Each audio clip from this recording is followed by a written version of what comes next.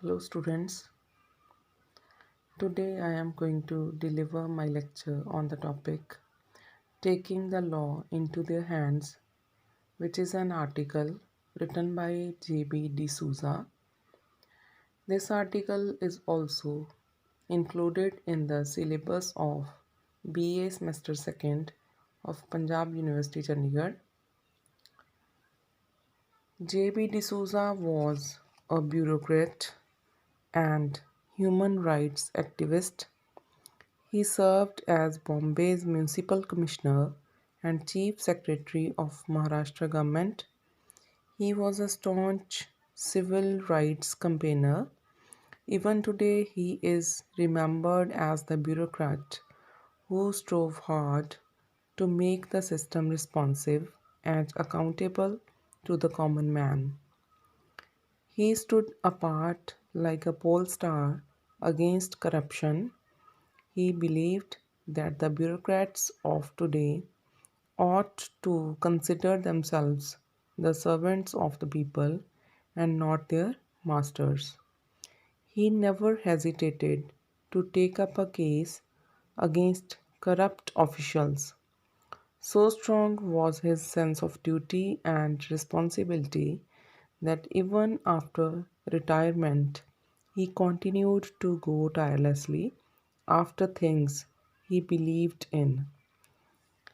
He is famous for his book, No Trumpets or Bugles Recollections of Unrepentant Babu, which is based on his life experiences.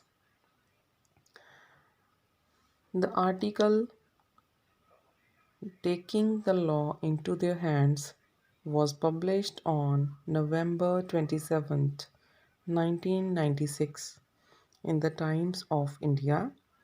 In this article, the writer traces the history of judicial activism and raises the issues which are relevant even today. He points out that when there is official wrongdoing, we are not able to do or we are not able to approach the elected representatives for action against the guilty.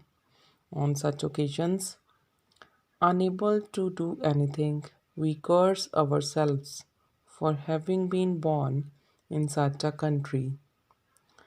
However, things have begun to change now.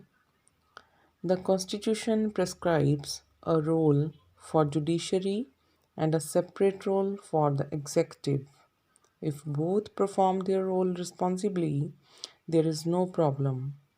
But in the past, government machinery has often failed because the elected representatives behave as if they have no reason to be answerable. In the past, the courts did not intervene in the functioning of the government, but being active, the courts have started to investigate government wrongdoings and initiate action on matters of public interest. Judicial activism has been growing in other countries as well. In 1954, the USA Supreme Court outlawed racial bias or racial discrimination in schools, rejecting the separate but equal appeal of the segregationists. But thereafter, American courts grew even more forceful on this issue, ruling a few years later that public schools must ensure mixed classrooms. In India, corrupt politicians are nervous over this role of judiciary to restrain their immoral activities. The government is spending the taxpayers' money on trivial matters. They exempt the Michael Jackson show from entertainment duty. They also favor the five-star private hospitals that may be a great danger for democracy. The courts took strong notice of unjustified exemption from taxes granted to Michael Jackson shows and private hospitals, and ordered investigations. On the whole, through this article, J.B. D'Souza critically analyzes the role of the judiciary in a big democracy like India. Thank you.